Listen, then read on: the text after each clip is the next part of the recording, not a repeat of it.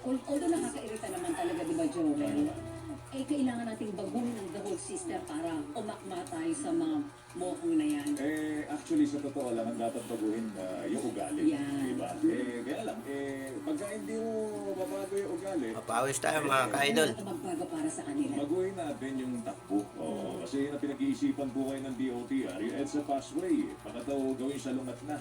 Halimbawa, kung ikaw ay nasa southbound lane, ang EDSA Passway ay northbound. Yes. So, gano'n, mga kapuso, bakit pinag-iisipan pa? Ako, tingin ko dapat gawin na yun. gawin na. Kahit idea eh.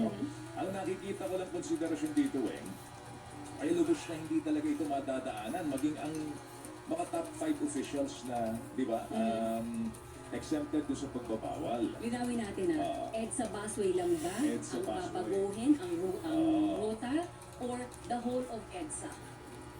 Paano pa pagka the whole of EDSA?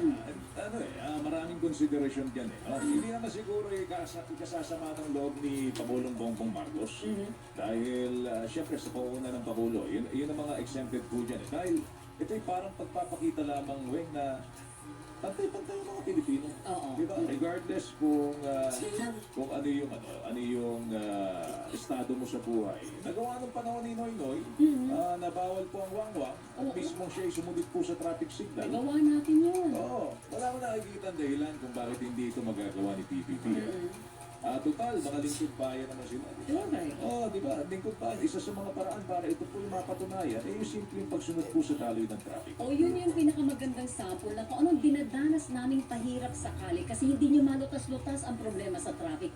Danasin nyo rin. Kaya nga, diba? Para wala nang pasaway ng mga kongresista, senator, mga kamag-anak po nila, mga kamote drivers, mga kamote government people. Yan. Di ba?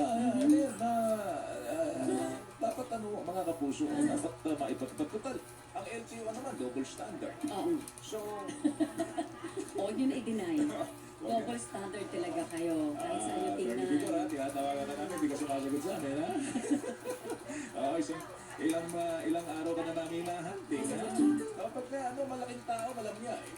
Di ba? Pagka pangkaraniwang tao, full extent of the law. Ano Di ka ba? ba? Sabi nga sa'yo, budget season, sabi mo. Kaya nga umiiwas natin sa tournament yun. So, baka kasi, alam mo yun, tingin ko baka mapahamak siya eh. Pagka na-interview natin siya. No?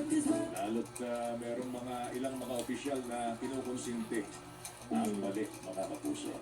Si Rowena Salvacion po Sa yan. procedure. Hanggang alas 9 po kami ni Weng, kaya magkakauntaan tayo sa Himpapoy Palatuntunan. Ang dami natin pag-uusapan, Weng. Mamaya makakausap natin si Secretary Jan Ivan Uy. Alam mo ba? Oh, Bago ka dyan, nakatanggap ako kanina umaga. Madaling araw na madaling araw. Sabi sa akin, GCash, mag-ipin ko na to kasi ito po talaga yung kailangan nating lahat to ng i-wallet eh. Tama. 013, this policy will automatically renew on November 7th, deducting 2,360 from your account. To cancel this service, log into. So may pa-i-click sa'yo. Yes. May pakiklik sa'yo. May pakiklik sa'yo. Ito naman sa Ang akin. dami kong ganyan. Ito naman sa akin, Weng. Ang nagpadala, Maya. See? So hindi siya random number. Oo. Ang nakalagay dito sa doon sa mismong sender, Maya, mga kapuso. Hindi number ha? Hindi number, Maya. You have a fund being transferred to your account. Wow. It is processed. It is processed. Please go to yung link, https to verify your identity to complete the receipt. Maraming red flag dito. Number 1, mali ang grammar. It is processed. Nakalagay. Tapos, doon sa https, meron doon pay. Tapos, merong isang nakalagay doon na letra C, tapos tsaka Maya. So, itong palang red flag na. Tsaka, sa totoo lang, wala naman akong Maya account. At the same time, wala naman ako inaasahang pera na dadating sa akin. So, red flag na red flag. Yan. Hindi ko siya pinatulan. Dapat mag-iisip na mabuti. Kaya nga, Pagkakalap na ganun ang message mga ha? problema, maraming kumatid dito. Marami nang na-scam. Totoo. Nasa linya natin si Secretary Ivan Jan Uy ng DICT. Secretary, magandang umaga. Si Joel Siweng po ito. Good morning po. Good morning, Joel. Good morning, Rex. Opo, ito, nakarating na sa inyong tanggapan po ito. Itong mga ganitong klase ng mga phishing scam. Opo, actually marami na po. At kaya nagpito na ho kami ng babala sa publiko. Lalo na ngayon Akas mga idol. dadami po Thank yan. you for watching.